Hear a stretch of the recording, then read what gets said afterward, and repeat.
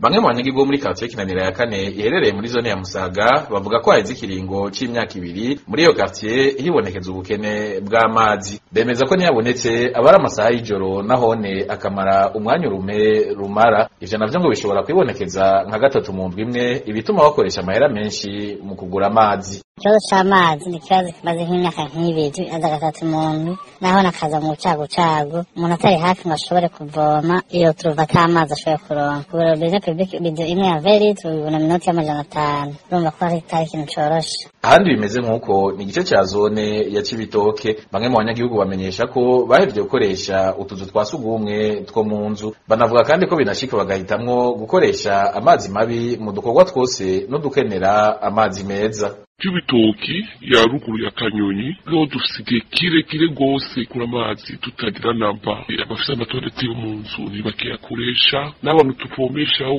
batatsivero, ariko usanga bazana amazi ari mu bucafu, bamarubine yaramaze kuma. Muri rusangi abanyagihugu batinya ko hamwe ataco kugwa mu maguru masha bashobora kwandura indwara zifatiye kw'isuku rike, ari nako basaba ishiramwe Regideso gutorera inyishu ico kibazo.